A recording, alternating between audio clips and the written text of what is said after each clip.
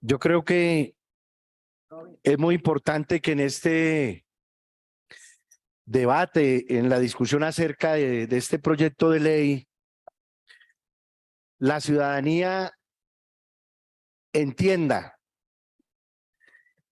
que esto que está sucediendo en la Comisión Primera del Senado de la República, ante el ausentismo de las bancadas de Cambio Radical, del Centro Democrático, no es algo aislado de otros acontecimientos que se vienen dando en el país. Y me estoy refiriendo a la campaña mediática que se ha desatado con todo el poder de los grandes medios, propiedad de los grandes pulpos financieros, para desvirtuar las grandes reformas que están llamadas a transformar y a cambiar la realidad de millones y millones de colombianos y colombianas. No está desligada de esa campaña en la que un grupo de gobernadores, representantes de las élites económicas y políticas que históricamente han gobernado en este país, apelando al eslogan del escudo nacional de libertad y orden, quisieron iniciar para tratar de generar opinión favorable a la desestabilización del actual gobierno, y de la cual hicieron eco destacados dirigentes de los partidos que se han declarado en oposición. Pero tampoco está desligada de la ofensiva que se han desatado por parte de incluso gremios económicos que se vienen pronunciando en contra de las reformas sociales y que se han pronunciado también en contra de que al campesinado se le reconozca como sujeto especial de derechos. Es decir, el contexto político en el que se está dando la discusión aquí en el Congreso de la República de las reformas que están dirigidas a materializar las propuestas programáticas que fueron escogidas por la inmensa mayoría de los colombianos, más de 11 millones de votos, al escoger a Gustavo Petro como el presidente. Esas reformas se encuentran en este momento con un gran obstáculo aquí en el Congreso de la República, porque a pesar de los avances que representó la elección de una bancada importante de senadores y de senadoras del pacto histórico y de otros partidos que hoy en día nos agrupamos en la bancada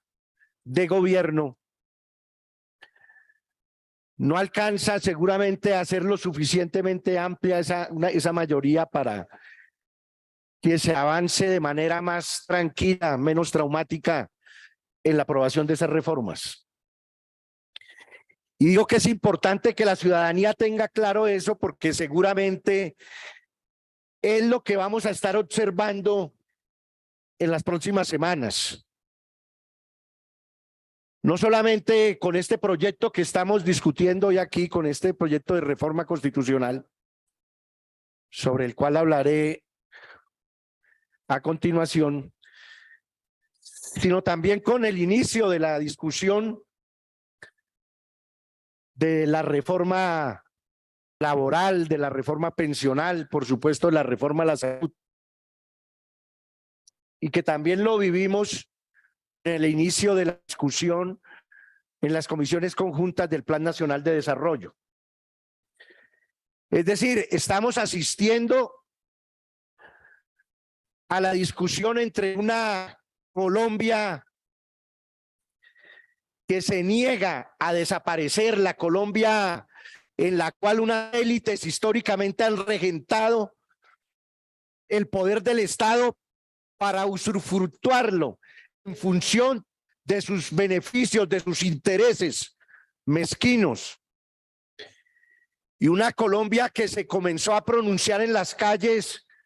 en septiembre de 2019, posteriormente en abril de 2021, y que afortunadamente logró pronunciarse también como mayoría en las urnas el año pasado. Quisiéramos y aspiramos a que esta diferencia entre esas dos Colombias, la que siempre ha sido gobernada por esas élites, y la Colombia de los desposeídos, de las mayorías postergadas, se pueda dirigir de manera democrática aquí en estos escenarios del Congreso de la República. Y por eso nuestro llamado es a que discutamos aquí en las comisiones, en la plenaria del Congreso, el trámite de estas reformas. Consideramos que sigue siendo prioritario este gran acuerdo nacional que permita que dirimamos esas diferencias en democracia. Para este caso particular del proyecto que reconoce al campesinado como sujeto especial de derechos, se trata, senador Humberto de la Calle, de subsanar un error, una omisión histórica de la Constitución de 1991. El desconocimiento de los derechos del campesinado, que como una circunstancia histórica que se dio en ese momento, no permitió que estuvieran allí representados. Primero porque el grupo significativo de ciudadanos que inscribió una lista en la que aspiraban a tener representación, como efectivamente lo lograron otros sectores, los indígenas, las negritudes, desafortunadamente no fue reconocido y por lo tanto no tuvieron representación. Pero también por un hecho histórico, y es que en ese momento lo que hubiese permitido no solamente ya incluir al campesinado colombiano como un sujeto de derechos políticos y ciudadanos en esa Constitución, también se negó por la vía del gobierno de ese momento, en cabeza de César Gaviria, para que la insurgencia de las FARC, una guerrilla de un claro origen campesino, hiciera presencia, lo cual no solamente hubiera garantizado esa voz del campesinado que se había alzado en armas décadas atrás, precisamente por la cerrazón del régimen político para reconocer los derechos políticos del campesinado. Y se impidió, lo cual no solamente hubiera garantizado la presencia del campesinado para defender esos derechos, sino también para de pronto haberle puesto fin a ese conflicto 27 años antes. Pero esas mismas élites que hoy, ahí vemos al señor César Gaviria expresándose en contra de la reforma a la salud, porque claro, es que siempre se habla en los términos de la Constitución del 91 para señalar los avances que significó en materia de derechos. Pero los padres de esa Constitución casi nunca dicen que también en esa Constitución se sentaron las bases sobre las cuales se cimentó la intromisión en Colombia del modelo económico neoliberal. Eso no se dice. Y por supuesto que es apenas natural que, siendo César Gaviria el padre de esta Constitución que entronizó el neoliberalismo en Colombia, se oponga a la reforma a la salud, a la reforma laboral, a la reforma pensional. que son la espina dorsal sobre la cual le arrebataron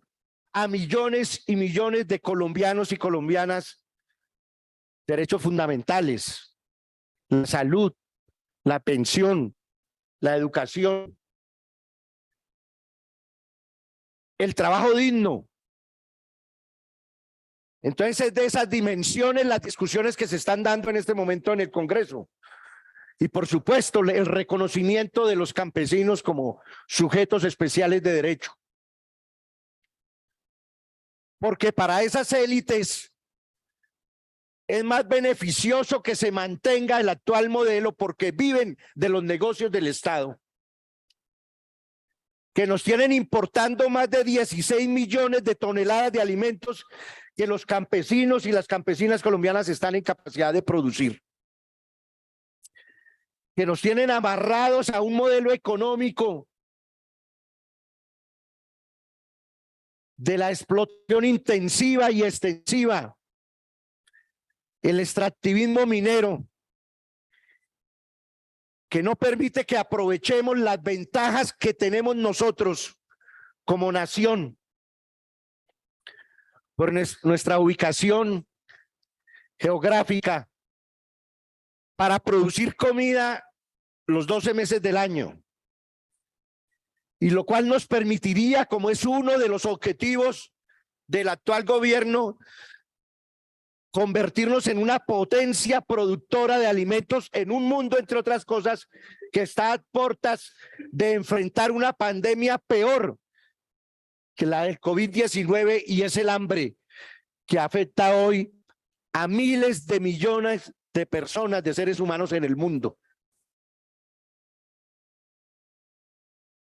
Es de esas dimensiones la discusión que quiere escamotear hoy esa derecha profundamente reaccionaria que se niega a permitir el avance de las transformaciones en nuestro país. Por eso no nos extraña que se hayan ausentado de esta discusión, que quieran romper el quórum para impedir que finalmente se haga justicia frente a esa omisión de la Constitución del 91. Y es por eso que le damos absolutamente la razón al señor presidente cuando dice que estas reformas no van a salir de las reuniones en los fríos salones del Palacio de Nariño. No es en acuerdo con César Gaviria y con los presidentes de los otros partidos de donde debe surgir esa nueva Colombia. Es necesario que todos los sectores sociales y políticos interesados en que el programa de gobierno que resultó triunfante se haga realidad, nos movilicemos decididamente. Tenemos que rescatar la política para los ciudadanos de a pie. No podemos permitir que la política siga secuestrada en los salones del Congreso.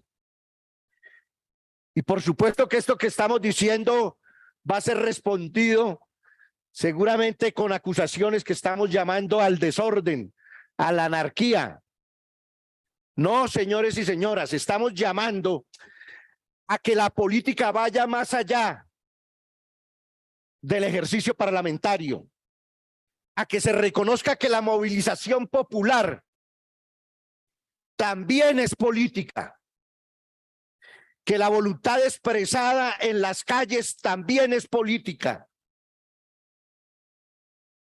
a que los deseos de cambio y de transformación, cuando no es posible transmitirlos en estos salones del Congreso, se puede hacer también por la vía de la movilización pacífica, y subrayo lo de movilización pacífica de la ciudadanía, porque allí también se puede expresar la fuerza del cambio, la fuerza de las transformaciones. No puede ser posible que una decisión mezquina de unas élites que han regentado el poder por más de 200 años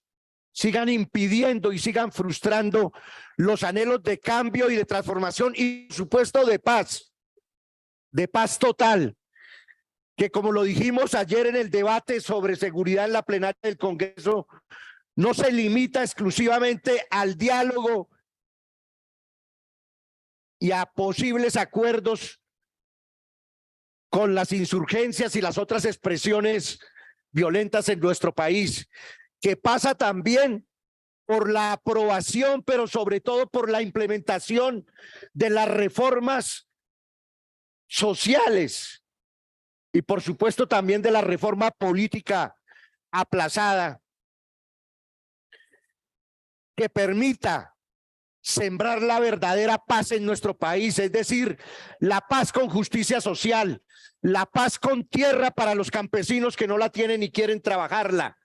la paz con salud, la paz con educación, la paz con democracia, la paz